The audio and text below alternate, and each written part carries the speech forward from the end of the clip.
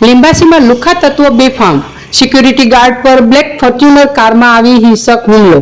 લીંબાસીથી વસ્તાણા road ઉપર આવેલી KG flex કંપનીના સિક્યુરિટી ગાર્ડ પર ટ્રાન્સપોર્ટેશન સાથે સંકળાયેલા 5 થી 6 શખ્સોએ હિંસક હુમલો કર્યો હોવાની ચોંકાવનારી ઘટના સામે આવી છે। માહિતી મુજબ કંપનીમાં મટીરીયલ લેવા આવેલા આઈસર ડ્રાઈવરને સિક્યુરિટી દ્વારા ચેકિંગ દરમિયાન દારૂની હાલતમાં હોવાના કારણે બહાર રોકવામાં આવ્યો હતો। આ બાબતનો મનદુખ રાખી બીજા દિવસે વહેલી સવારે 9:54 વાગ્યે શિવમ કોમ્પ્લેક્સ ખાતે જ્યાં સિક્યુરિટી ગાર્ડ રહે છે કેટલાક અજાણ્યા શખ્સો બ્લેક ફોર્ચ્યુનર કારમાં આવી હુમલો કર્યો હતો।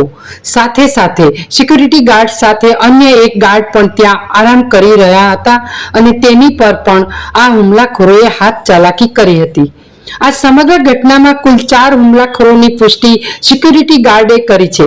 ભરત કરશનભાઈ ભરવાડ રહે બીડર જિલ્લો ખેડા, સુરેશભાઈ ભરવાડ, સુનિલ અને રણછોડ ભરવાડ નામ આવ્યા હતા। જાણે આ હુમલાખોરોને કોઈનો ભય જ ન હતો એવા દ્રશ્યો સીસીટીવી કેદ થયા છે।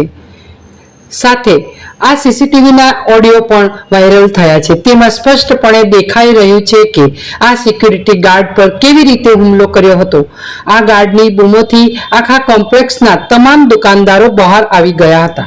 હુમલામાં સિક્યુરિટી ગાર્ડને ઈજા પહોંચતા 108 મારફતે તેમને ચરોતર હોસ્પિટલ ખાતે સારવાર માટે ખસેડાયા છે।